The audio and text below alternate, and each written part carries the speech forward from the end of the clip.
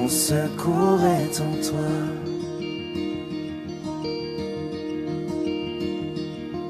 Je lève les yeux vers les hauts sommets. Toi seul est mon Dieu. Je proclamerai. Bien-aimés dans le Seigneur, Shalom. Nous disons Shalom, c'est la paix de Dieu avec vous. Shalom, le Prince de Dieu est avec vous. Shalom, la grâce de l'Éternel est avec vous. En ce moment, nous sommes là pour dire que Dieu a tant aimé le monde qu'il a donné son Fils unique, afin que quiconque croit ne périsse point, mais qu'il ait la vie éternelle. Ainsi dit, quiconque croit, qui est-il? Quiconque croit, c'est toi, quiconque croit, c'est moi. Pendant que nous sommes en train de nous communiquer, il est temps que tu dises aux voisins, que tu dises aux amis de se connecter et de nous suivre, et de nous écouter, d'écouter la parole de Dieu. La parole est merveilleuse. Nous parlons toujours de la stabilité. Nous avons commencé par les caractéristiques de l'instabilité et nous sommes allés en donnant les conseils pratiques de stabilité. Le premier conseil a consisté de montrer qu'il est nécessaire d'apprendre des éléments extérieurs, notamment les éléments de la nature. Nous avons dit également, le deuxième conseil, qu'il faut avoir les baromètres de stabilité. En parlant des baromètres de stabilité, nous avons montré 3 éléments, notamment, quand tu n'as plus envie de prier, sache que l'instabilité est déjà sur ton chemin, même si tu te trompes toi-même. Si tu n'as plus la joie en lisant la parole de Dieu, sache que l'instabilité est à ta porte, même si tu t'encourages toi-même en disant « Je ne suis pas pasteur pour lire la Bible chaque jour ». Non, tu lis la Bible non pas pour les autres, mais pour toi-même. Nous avons dit que quand l'envie des choses de Dieu diminue en toi, sache déjà que l'instabilité a frappé à ta porte. Voilà pourquoi. Aujourd'hui, nous ajoutons encore 2 autres conseils. Je vais déjà les énumérer et les expliquer l'un après l'autre. Le conseil de ce jour, c'est en fonction de la volonté de Dieu qui veut que nous ne puissions pas être comme le flot de la mer qui bouge tantôt à gauche, tantôt à droite à cause du vent. Ça signifie que rien ne vienne bousculer ta foi, que rien ne vienne bousculer ta fidélité avec Dieu, que rien ne vienne bousculer ton état spirituel, ou même ton appel, toi qui as reçu l'appel de la part de Dieu. Nous disons, par rapport à ces 2 conseils du jour, je vais les citer. 1. Avoir des personnes qui ont un regard extérieur sur ta foi. Avoir des personnes qui ont un regard spirituel sur ta foi. C'est un conseil. Le deuxième, avoir des objectifs quantifiables et être capable d'évaluer votre propre croissance. Détail. Pour aller en détail avec ces 2 éléments, la Bible enseigne que le fer aiguise le fer. Parce que nous disons qu'il faut avoir les hommes qui ont un regard sur ta foi, là tu te diras, est-ce que j'ai besoin de Dieu ou bien j'ai besoin de l'homme? La Bible déclare que le fer aiguise le fer et puis l'homme aide l'autre homme à devenir meilleur. Ne sois pas comme Melchisedec. Melchisedec, l'on ne connaît ni d'où il vient, ni qui est sa mère, ni qui est son père. Aujourd'hui, dans l'église de Dieu, nous avons beaucoup de Melchisedec. Quelqu'un qui se retrouve, il a plusieurs pères. Il ne sait pas qui est l'oncle paternel, il ne sait pas qui est l'oncle maternel, mais il dit tous sont mes pères. Non, ce n'est pas ça. Il faut avoir certaines personnes, les aînés dans la foi, quel que soit ce que tu fais. Moi, j'aime enseigner en disant que le fils est appelé à faire plus que son père. Si ton père a construit 2 maisons, toi comme fils, tu es appelé à en construire 4, 5, voire même 6. Mais pourquoi certains fils n'arrivent pas à les faire? Au lieu de dire que papa a déjà fait un chemin, je veux continuer le chemin que papa avait déjà frayé, mais le fils dit je vais commencer à zéro. Et en commençant à zéro, il se retrouve dans toutes les situations malsaines du monde. Dans la vie, il faut avoir quelqu'un d'autre qui peut te dire, là tu es à côté, là tu es sur la bonne voie. Et si tu as quelqu'un de ce genre, là tu espéreras que tu peux avoir mieux et tu peux faire mieux. C'est ainsi, Jésus-Christ a dit que si des d'entre vous s'accordent, mais toi tu ne t'accordes avec personne, tu es l'homme seul, tu connais tout et tu n'as besoin de personne. Je veux dire que quand tu remarques ce monsieur-là, cette dame-là qui dit connaître tout, n'a besoin d'apprendre des personnes que de Dieu lui-même, sachez déjà que c'est un homme instable, c'est une femme instable. Tous, nous avons besoin les uns des autres. N'est-il pas dit, quand cet homme sage, Salomon a dit dans le livre de Proverbes, que le projet échoue faute d'une assemblée qui délibère. Et quand il sent un homme qui dit, lui ne reçoit conseil de personne si ce n'est que de Dieu lui-même. Non, non, non, non, non. C'est une erreur monumentale, messieurs. C'est une erreur monumentale, madame. Cette façon de voir les choses s'apparente à ce qu'appelle la Bible. Dieu élève les humbles et il abaisse les orgueilleux. Un orgueilleux pense toujours qu'il est au-dessus des autres. Un orgueilleux pense toujours qu'il est au-dessus de la loi. Un orgueilleux pense toujours que lui est le seul qui est faiseur de loi. Mais nous nous disons aujourd'hui que les hommes stables, les chrétiens stables, c'est celui qui a besoin que l'autre ait un regard sur lui.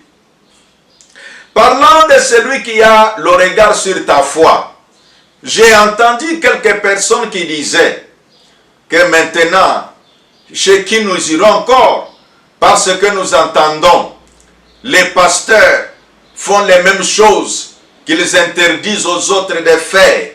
Maintenant, que ferons-nous? Il y a les pasteurs qui font pire que de ceci, que de cela. Moi, je vais te dire que celui qui est ton pasteur, le malheur du pasteur, lui, pardonne tous les fidèles qui viennent lui raconter toutes leurs faiblesses. Mais, c'est vrai que le pasteur est appelé à être cet homme qui montre l'exemple aux autres.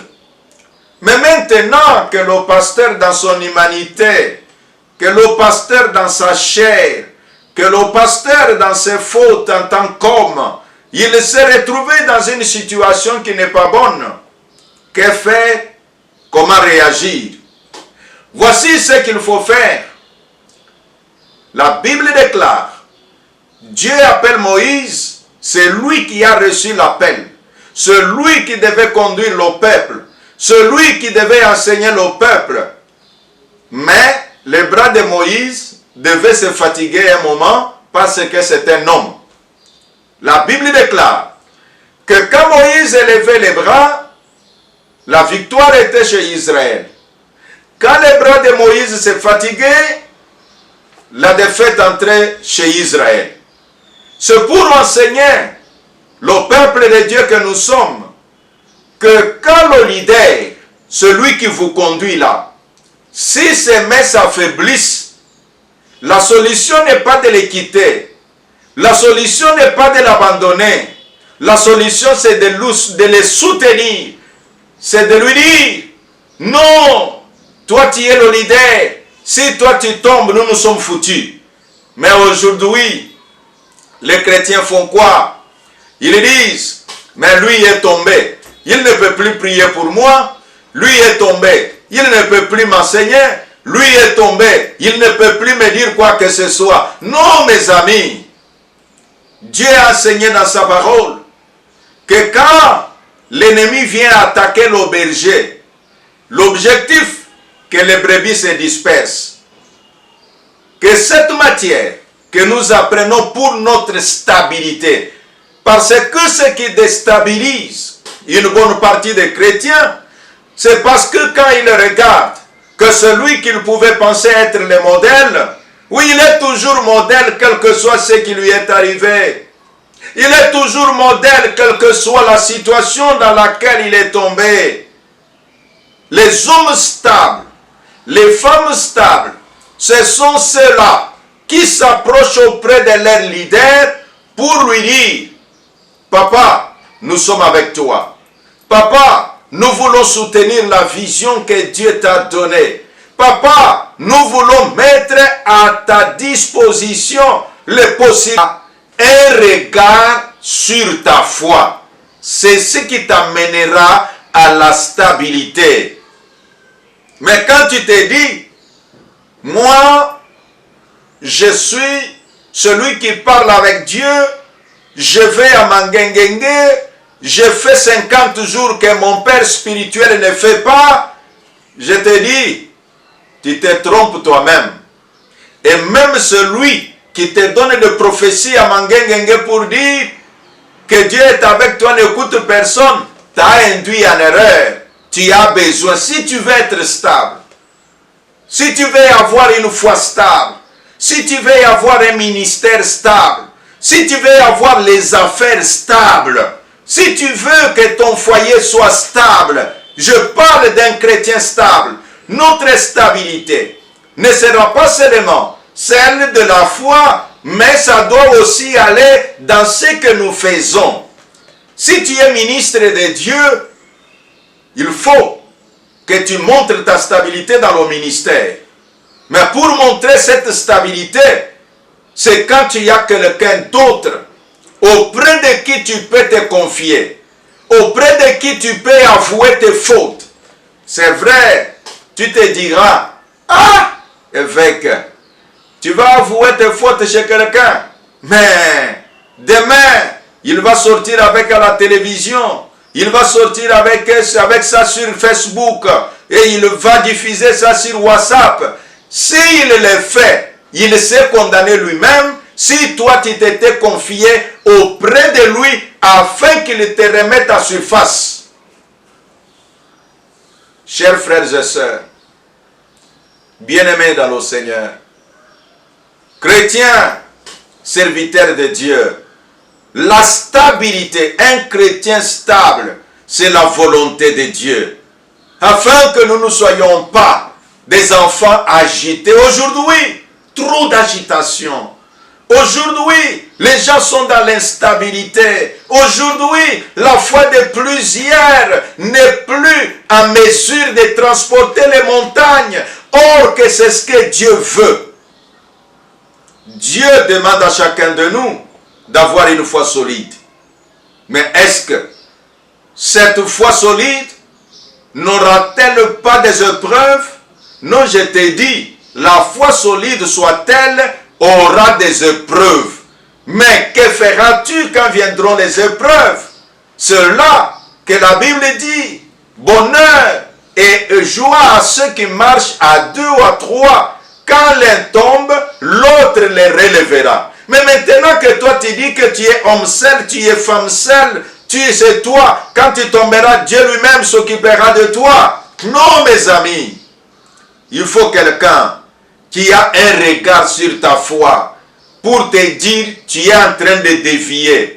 Pour te dire tu es en train de perdre la direction du ministère, la direction de la foi. Hey, cet homme-là, hey, cette femme-là, cela contribuera à ta stabilité. Regarde maintenant les critères.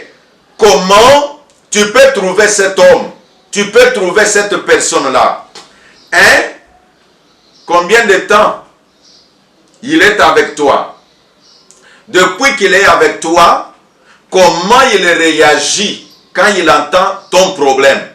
Parce que tu ne vas pas quelqu'un, quand il entend ton problème, il va déjà le divulguer ailleurs et toi tu vas te confier en lui. Mais non, là c'est comme si tu prends une épée, tu mets entre les mains de celui qui va te gorger. La personne elle-même, est-ce qu'elle est assise dans la parole?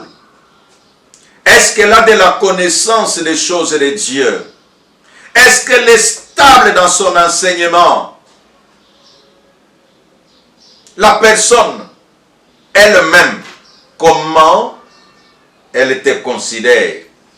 Parce que si tu vas te confier auprès de quelqu'un qui n'a aucune considération pour toi, mais je te dis, ça va être un problème.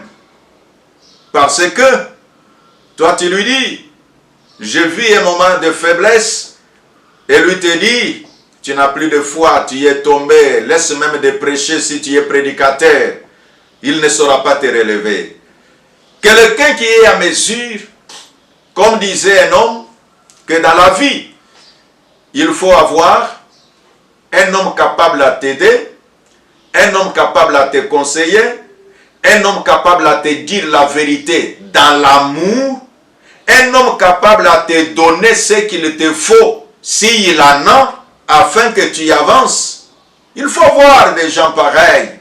Il faut avoir un homme capable de se tenir à tes côtés, même quand tout le monde t'abandonne. Voilà un homme auprès de qui tu peux te confier. Que même quand les autres vont t'abandonner, lui est à mesure d'être avec toi. C'est vrai, l'homme parfait ne va pas exister. Parce que quand tu cherches l'homme parfait, il n'existera pas. Les uns et les autres auront toujours leurs erreurs. Mais que faut-il faire? Dieu a encore des gens. Je ne te dirai pas que ces gens-là n'existent pas. Non, ça existe. C'est là le troisième conseil qui s'ajoute sur les deux autres en matière de stabilité. Quatrième conseil, qui est le deuxième pour aujourd'hui. Avoir des objectifs quantifiables et être capable d'évaluer votre propre croissance. Le meilleur moyen de ne pas décroître, c'est bien sûr celui de chercher à croître. Donc si tu ne veux pas être instable, cherche comment tu peux devenir stable. Pour devenir stable, il faut avoir des objectifs quantifiables. Je donne un exemple. Tu es pasteur. Ton église a 500 fidèles. Maintenant, tu établis l'objectif à moyen terme. Parce qu'il y a toujours 3 étapes dans les objectifs. Il y a objectif court terme, moyen terme et long terme. Maintenant, toi, tu ne dis même pas que l'objectif que je vais m'établir maintenant, c'est un objectif long terme, ou objectif moyen terme, ou objectif court terme. Tu dis, je veux que mon église ait 20 000 membres. Mais tu as 500 membres. Si c'est à long terme, ok, parce que les églises qui ont aujourd'hui 50 000 membres, les autres avaient 3 membres. Mais ce n'est pas dans 5 ans de 3 membres à 20 000 membres. Donc tu dois établir, c'est pourquoi nous disons un objectif ou les objectifs quantifiables. Tu peux les quantifier. C'est parfois, nous avons des objectifs non quantifiables. Je donne l'exemple d'objectifs non quantifiables. Un chrétien dit, en tout cas, je veux prier pour que notre église grandisse. Comment tu vas quantifier cette croissance? Il faut établir, si l'église a 500 membres, tu dis, je veux que nous arrivions à 700 membres. Et vous commencez à travailler en fonction des 700 membres. Et à ce moment-là, tu seras capable de faire une évaluation de la croissance. Et même cette évaluation doit tenir compte des échéances. Si tu dis nous voulons avoir 700 membres, un point, un trait. Bon, à ce moment-là, même après une année, si vous n'avez pas les 700, non, ce n'est pas compliqué parce que vous n'avez pas établi les échéances. Et donc, ton évaluation posera problème. En parlant des objectifs, je vais donner une petite contribution à tous ceux qui nous suivent. 1. Tu établis la quantité. 2. Tu établis le temps. 3. Tu en établis les séquences. Qu'est-ce que c'est que la quantité? Exemple, tu veux ta propre croissance en tant que chrétien. Parce que nous avons dit qu'il faut prier. Tu dis, bon, je vais d'abord voir, moi-même je prie régulièrement combien de minutes par jour. Tu t'observes, tu dis, généralement, si je prends le temps que je prie là, ça ne dépasse pas 5 minutes. Tu dis, je vais aller maintenant à 10 minutes. Ne dis pas, je vais quitter 5 minutes à 30 minutes. Non, tu vas commencer à t'ennuyer. Dis, comme je fais 5 minutes, cette semaine, je vais établir ma ligne de conduite à 10 minutes. Et la semaine prochaine, je vais quitter de 10 à 20. Et là, tu peux te rassurer qu'en un mois, tu vas établir un programme réalisable et évaluable parce que tu as programmé la quantité, 5 minutes de plus, tu ajoutes 10 minutes et tu vas encore 10 minutes et tu te retrouves à 20 à 30. Ça, c'est la quantité. En termes de timing ou d'échéance, tu dois te dire que c'est ce que je veux faire là. Quel est le temps que ça va me prendre? Il y a une expression qui dit, le temps ne pardonne pas ce qui se fait sans lui. Donc si tu fais quelque chose en oubliant le temps, là, tu te fais du mal à toi-même. Parce que le temps dira, tu m'as oublié, et le temps ne sera pas au rendez-vous. Or, le temps est la richesse que Dieu a donnée à tout le monde d'une façon équitable. Les objectifs quantifiables et être capable d'évaluer sa propre croissance. En parlant, nous disons que l'amour pour Dieu ne suffit pas j'aime Dieu. Non, non, il faut dire comment tu l'aimes. La quantité signifie, tu dis, mon amour pour Dieu, je le montre parce que dans notre église, j'aide 5 frères qui nous sont au village. Là, tu as quantifié. Tu as montré d'une façon palpable. J'aime Dieu parce que dans notre église, je regarde quand il y a des choses qui ne marchent pas, j'apporte ma contribution, je ne critique pas ni les leaders, ni notre église comme si c'est rien par rapport aux autres églises. Là, tu es clair. J'aime Dieu parce que quand tout est à mon pouvoir, je fais ce que je peux pour son œuvre, pour mon prochain, pour ma famille. Voilà. L'amour, à ce moment-là, se montre d'une façon bien matérialisable. Parce que nous parlons des objectifs quantifiables, cet amour doit nous pousser à avoir des objectifs auxquels nous nous tiendrons. Et donc, lorsque l'Écriture nous appelle à avoir les yeux fixés sur Jésus, elle dit, parce qu'il y avait en vue la joie qui lui était réservée, la joie qui est devant. Et alors il a enduré la mort sur la croix en méprisant la honte attachée à un tel supplice. Donc, il y a des choses réelles. Mourir à la croix, ça fait honte, mais lui a accepté. Il a enduré la souffrance, on a vu ça à la croix. Les objectifs quantifiables et savoir évaluer sa propre croissance. Et si nous parlons d'évaluer sa propre croissance, Christ avait les yeux fixés sur un objectif. Quel était l'objectif? Les âmes doivent être sauvées. Et pour que les âmes soient sauvées, c'est la mort devant lui. Et il a dit, s'il faut affronter la mort, donc la chose était claire. Dans mon livre intitulé « Comment devenir celui que rien ne peut stopper », j'ai dit ceci, que l'objectif enflamme l'esprit. Je reprends.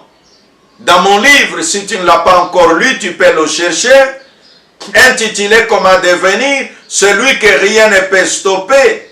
J'ai parlé là-dedans que l'objectif enflamme l'esprit. Parfois, nous sommes instables, c'est parce que nous avons perdu l'objectif. C'est parce que nous ne sommes plus focalisés vers l'objectif.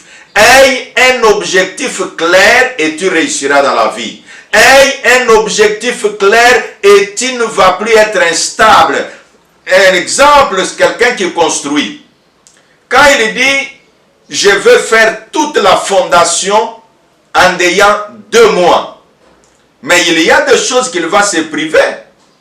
Parce que l'argent qu'il est dispersé à gauche et à droite va être focalisé dans les ciments, dans la caillasse, dans les moellons. Objectif que la fondation termine. Voilà pourquoi, bien-aimé dans le Seigneur, à ce moment que je parlais de l'objectif, qu'est-ce que tu fais pour ta croissance? Qu'est-ce que tu fais pour ta stabilité? Parce que au départ, nous avons dit qu'il faut avoir les baromètres. Nous disons maintenant, aie un temps où tu dis, je lirai tel livre de la Bible pendant un mois ou pendant. Quelqu'un même dit, quand vous prenez un livre qui a 31 chapitres, tu te dis, je vais lire ce livre au mois de janvier. Parce que le mois de janvier a 31 jours, j'irai un chapitre par jour. Vous sentez que vous pouvez vous quantifier dans vos objectifs. Que l'Éternel Dieu, le Roi des rois, le Seigneur des seigneurs, le Dieu qui nous a appelés des ténèbres à la lumière, soit avec vous. Vous accompagne dans tout ce que vous faites. Que vous puissiez devenir stable. Stable dans vos finances. Stable dans votre mariage. Stable dans tout ce que vous faites dans votre ministère. Mais n'oubliez pas, les conseils que nous nous sommes donnés, il y a encore un autre conseil. Nous l'aurons dans notre livraison de l'édition qui viendra. Que Dieu vous bénisse. Mon secours est en toi.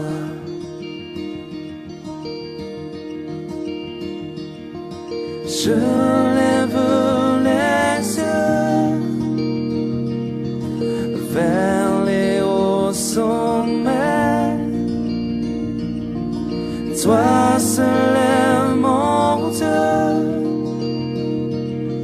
Je proclamerai. Toi